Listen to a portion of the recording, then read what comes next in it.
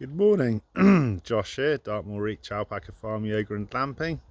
We're on day 3 now, and to look at it, we have done very well. As you can see, a lot of the frame is up now, but we've come across a problem. Underneath the frame, at the bottom here,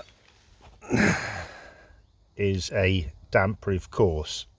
Now, the problem that the building inspector yesterday flagged up was this damp-proof course needs to be connected out here to the damp-proof membrane that's going to go on the concrete floor. The builders have installed the damp-proof course now that is only the width of the frame here, so that is a mistake that they have made. They missed the detail on the plans, so it is a real problem. So what we have to do now is we have to, I think, probably take the whole frame down and start again with the right sized damp-proof course. Very disappointing. I'm really disappointed with this. The builder has said it's his fault. He's going to redo the work on his time, but still very disappointing. It's a setback, you know.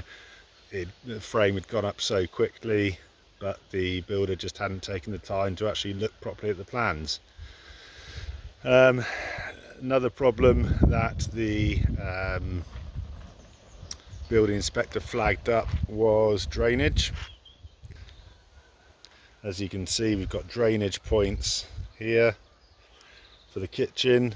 We've got drainage point over here for the utility, and we've got another couple of drainage points over there for a bathroom, and just as far as you can see over there for another bathroom. Now, drainage, the drainage should basically run, say you're going from these 2 points here, they should run directly towards me, straight out of the property, straight out of so it'd be going out of this wall, and then it should join into the main line, which would go down to the treatment plant down there. But what the builders have done is they have ran it all underneath the slab here into like a Y connection, and then it goes out the bottom down there. So you've basically got joints underneath the slab here, which the building inspector wasn't happy with, because a joint can create a blockage, and if you've got a blockage where you can't get to, then you can't unblock the drains. Luckily, the building inspector was pragmatic about it. He said, I'm not going to make you take up this whole concrete floor, which would have been an absolute disaster. So we need to install what's called Durgo valves, which means that you've got a sort of rodding access actually inside the house. It's not ideal, he said, but it's going to have to do. So that is another expense, well, I was going to say it was a mistake by the builder, which it was. It was also a mistake by me, because when they were putting the drainage in, I did question the fact that you wouldn't be able to get to the joints underneath, and I should have listened to my gut. I should have listened to my gut instinct and mentioned it when that job was being done, which I didn't, because I just thought the builders sort of knew where they were going with it. It's a tricky one, because I don't actually think there will be an issue, but it's something that building control, it's a tick box for them, so you need to please building control.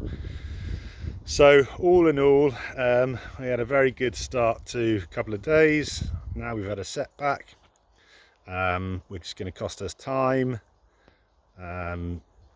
Like I say, this frame is, I think, going to have to all come down. Now that sounds like a huge job, but realistically, to take the frame down and put it back up with a new damp-proof course in place is probably only a day's work. It can be done quite quickly. The builder has said that he will cover that cost. So although it's very disappointing, it is just one of those things, you know. I've got to look at it realistically and just say it's one of those things, lesson learnt. And I've spoken to the builder about him paying more attention to the actual plans, you know. So one step forward, two steps back, but we'll get it rectified quickly, hopefully, and be back on target.